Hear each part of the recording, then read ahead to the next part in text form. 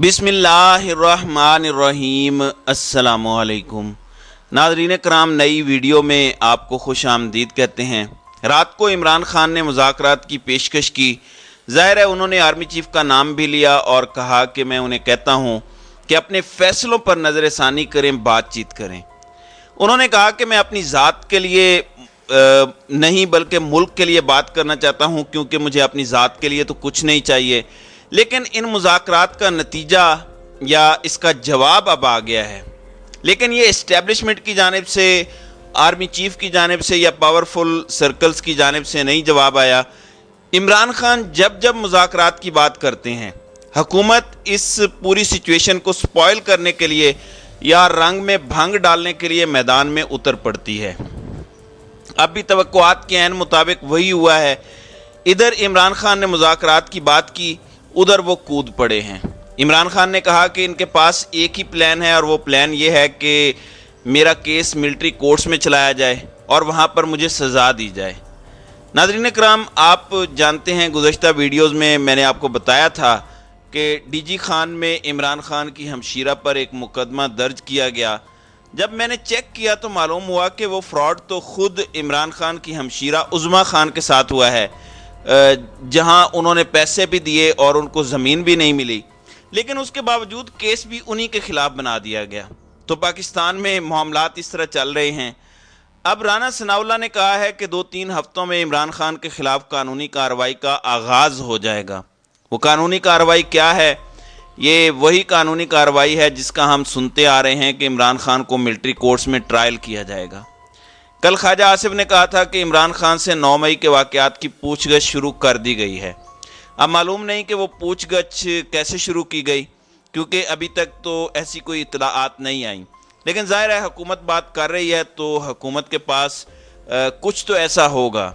इससे पहले वज़ीर कानून ने इंटरनेशनल मीडिया को भी इंटरव्यू दिया था और उसमें कहा था कि मिलिट्री ने अब तक जो लोग मांगे हैं उसमें इब्तदाई तौर पर इमरान खान का नाम शामिल नहीं है।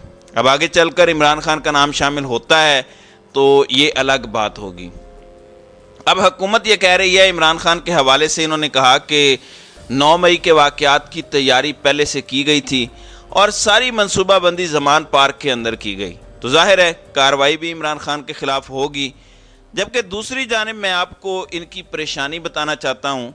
ये गुस्सा इमरान खान पर निकालते हैं। एक जानिब ये कहते हैं कि हमारे पास अल्टरनेट रिसोर्सेज हैं, एक जानिब कहते हैं कि इमरान खान के बयानात की वजह से हमें पैसे नहीं मिल रहे, एक जगह कहते हैं कि दोस्त ममालिक हम पर भरोसा करने को तैयार नहीं है। अब एहसन इकबाल जो नून लीग के अरस्तू हैं, वो फरमाते हैं कि तमाम शराइत पूरी हो गई हैं। IMF के 9वें जायज़े का इल्तिवास समझ से बाहर है। भाई समझ से बाहर कैसे होगा? ग्राउंड पर जब अदम इस्तेकाम हो तो कौन आपको पैसे देगा, कौन आप पर भरोसा करेगा? अच्छा, घर के भेदी ने अब लंका ढाई है। कहने को इस वक्त राजा रियाज अपोजिशन लीडर हैं, लेकिन राजा रियाज कितने बड़े अपोजिशन लीडर हैं या कितनी अपोजिशन करते हैं ये हम सब जानते हैं। जिस शख्स ने खुद नून लीग के टिकट पर आइंदा इलेक्शन लड़ना हो वो उसी जमात के खिलाफ अपोजिशन करेगा जिसने खुद आगे चलकर अवाम को बताना हो कि इस हुकूमत की कारकर्दगी है और इसकी बुनियाद पर वोट भी मांगना हो। अब opposition leader, so called opposition leader Raja Riaz ने हुकूमत और असम्बली के टेन्योर के अंदर एक्सटेंशन करने के हवाले से हिमायत करने का ऐलान किया है। तो ये दुनिया की वाहिद अपोजिशन होगी जो गवर्नमेंट को इलेक्शन में ले जाने की बजाय, अगर गवर्नमेंट कह रही है कि वो एक्सटेंशन चाहते हैं तो उस पर एग्री कर जाएं और कहें कि जी बिल्कुल ठीक है, हम इसकी हिमायत करेंगे। राजा रियाज ने जहांगीर तरीन की पार्टी के अंदर शमूलियत से इनकार किया। ज़ाहिर है वो हुकूमती पार्टी में शामिल होंगे, नून लीग में शामिल होंगे। देखते हैं कि नून लीग में शामिल होकर वो कौन सा नया मार्का सर अंजाम देते हैं। असल इम्तिहान तो फैसलाबाद की वो सीट जीतना है जहां पर राजा रियाज ने इलेक्शन लड़ना है। अब इन्होंने कहा है कि हुकूमत की तोसी का मामला आया तो मैं हिमायत करूंगा। अब इनके ख्याल में इलेक्शन अक्टूबर के अंदर नहीं हो रहे। अब नून लीग बार बार कह तो रही है, लेकिन सूरत हाल उस तरह से इलेक्शन वाली नज़र नहीं आ रही। पीपल्स पार्टी कोई अलग गेम करती नज़र आ रही है। इन्होंने कहा है कि दाल में कुछ काला है, कुरैशी ऐसे ही बाहर नहीं आए। यानी वो शाह महमूद कुरैशी को अपनी तरफ से तासुर देने की कोशिश कर रहे हैं कि इलेक्शन डिले होंगे اور جب تک عمران خان جیل میں نہیں چلے جاتے یا عمران خان کو قابو نہیں کر لیا جاتا، دوسری جانب نواز شریف کو واپس لا کے سسٹم میں ان نہیں کر دیا جاتا، ظاہر ہے اس وقت تک الیکشنز نہیں ہوں گے۔ اب ان کو سسٹم میں کیسے ان کیا جائے؟ ستمبر میں سپریم کورٹ میں تبدیلی ہونی ہے، تو 1 مہینے میں نواز شریف کو ان کرنا ممکن نہیں ہے، تو جتنا ٹائم لگے گا نواز شریف کو سسٹم میں لانے کے لیے، کلین چٹ دینے کے لیے، تب تک میرے خیال میں الیکشنز کو روکا جائے گا۔ اب یہ کس طرح سے روکا جائے گا، اس کے لیے ہمیں تھوڑا انتظار کرنا ہوگا اور دیکھنا ہوگا۔ دوسری جانب فضل الرحمان کا اندازہ لگائیے، فضل الرحمان نے کہا ہے کہ ہم نے 4 سال احتجاج کر کے عمران خان پروجیکٹ کو زمین بوس کیا۔ اب معلوم نہیں کہ آپ نے کیا یا آپ سے کروایا گیا۔ آپ تو جب ایک بار دھرنا لائے تھے تو کسی نے آپ سے ڈیل کی تھی اور پھر آپ واپس چلے گئے تھے اور آپ نے کہا تھا کہ جو ڈیل میں باتیں کی گئی ہیں وہ ہم سے پوری نہیں کی گئیں۔ ظاہر ہے انویزیبل فورسز نے عمران خان کی گورنمنٹ گرائی۔ اگر آپ کے بس کی بات ہوتی تو آپ اگلے 10 سال بھی عمران خان کی گورنمنٹ نہیں گرا سکتے تھے، لیکن جہاں سے وہ گرائی گئی، جنہوں نے اشارہ کیا، اب وہ کوئی راز نہیں ہے، پاکستان کا بچہ بچہ جانتا ہے۔ پھر سوشل میڈیا پر ایک خبر چلائی جا رہی ہے کہ اگست کے اندر چونکہ اسمبلی کا ٹینیور ختم ہونا ہے، تو نگران وزیر اعظم کے حوالے سے بہت سی باتیں ہو رہی ہیں۔ جس طرح پنجاب میں ایک گھٹیا اور ٹاؤٹ قسم کا نگران وزیر اعلیٰ مسلط کیا گیا ہے، تو ایسی ہی خبریں تھیں کہ سینٹر میں بھی ایک ٹاؤٹ وزیر اعظم لایا جائے گا، اور محسن بیگ جس کو لوگ صحافی نہیں مانتے، اسلام آباد پنڈی میں اس کی کیا پہچان ہے، آپ کسی بھی شخص کو جو لوگوں میں تھوڑی ایکسیس رکھتا ہو اسے پوچھ لیں تو آپ کو اندازہ ہو جائے گا۔ اب شور تھا کہ کیا محسن بیگ اب نگران وزیر اعظم بن جائے گا۔ اب یہ ماضی کو چھوڑ کر اس وقت ان کی دوستی کن حلقوں سے ہے، اس کی بنیاد پر یہ خبریں چل رہی تھیں، لیکن انہی کے ایک اور ٹاؤٹ نے اس پورے معاملے کا ڈراپ سین کیا ہے۔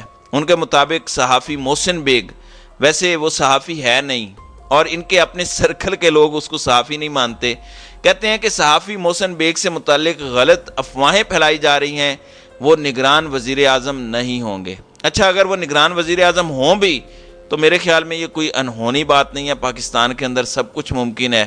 اور جس طرح محسن نقوی بڑے عرصے سے دبئی اور ہر جگہ بیٹھ کے کہتا تھا کہ وہ آئندہ پنجاب کا وزیر اعلیٰ لگنے جا رہا ہے، اور وہ وزیر اعلیٰ لگ گیا، اور اگر محسن بیگ بھی ایسی کوئی بات کرتا ہے تو ایسا ہی ہوگا، مجھے کوئی الگ چیز دکھائی نہیں دے رہی۔